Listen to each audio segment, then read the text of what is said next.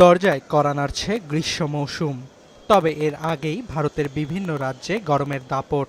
গরমে দেশটির কিছু অংশে তাপমাত্রা ৪৫ ডিগ্রি সেলসিয়াস ছাড়ানোর শঙ্কা আবহাওয়া বিভাগের। সাধারণত কাঠফাটা গরমে স্বস্তির পরশ বয়ে আনে পানি। তবে চলমান ইরান যুদ্ধের প্রভাব পড়েছে দেশটির $৬ বিলিয়ন বোতলজাত পানি শিল্পেও। ইতোমধ্যে শীর্ষস্থানীয় বোতলজাত পানি উৎপাদনকারী প্রতিষ্ঠান বিসলেরি তাদের পণ্যের দাম ১১% বাড়িয়েছে। এখন থেকে ব্র্যান্ডটির ১২ বোতলের একটি কেস কিনতে বাড়তি ২৪ রুপি গুনতে হবে ক্রেতাদের। দাম বাড়ানোর আভাস দিয়েছে অন্যান্য ব্র্যান্ডও। কিন্তু যুদ্ধের প্রভাব কেন ঝুঁকিতে ফেলছে পানি শিল্পকে, তার উত্তর খোঁজার চেষ্টা করেছে বিবিসি। গণমাধ্যমটি বলছে, প্লাস্টিক তৈরির প্রধান উপাদান পলিমার বা পিইটি আসে অপরিশোধিত তেল থেকে।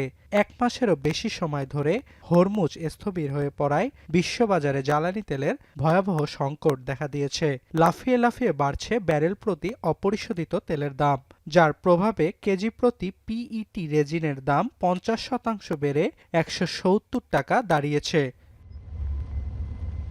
এছাড়াও সংঘাতের প্রভাবে বোতলের ছিপির দামও বেড়েছে দ্বিগুণেরও বেশি। পাশাপাশি লেবেল ও প্যাকেজিংয়ের জন্য ব্যবহৃত কার্ডবোর্ড বক্সের দামও ২০ থেকে ৩০% বৃদ্ধি পেয়েছে।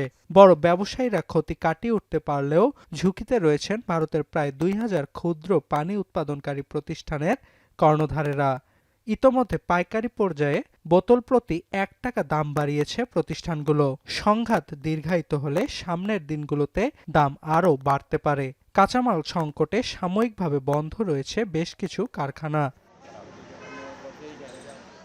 ডেটা ফর ইন্ডিয়ার সমীক্ষা বলছে, ভারতের প্রায় ১৫% শহুরে পরিবার ও ৬% গ্রামীণ পরিবার বোতলজাত পানির ওপর নির্ভরশীল। তবে বিশ্লেষকদের শঙ্কা, আসন্ন গরমে বিশুদ্ধ পানির জন্য পরিবারগুলোকে বাড়তি অর্থ খরচ করতে হবে।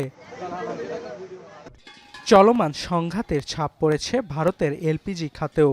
ইতোমধ্যে দেশটির গ্যাস নির্ভর অনেক শিল্প কারখানা লাকড়ি জ্বালিয়ে সনাতনী পদ্ধতিতে উৎপাদন কার্যক্রম চালিয়ে যাচ্ছে। গ্যাসের অভাবে সাময়িকভাবে বন্ধ অনেক রেস্টুরেন্ট। অর্ণব প্রসাদ, এখন বিশ্ব।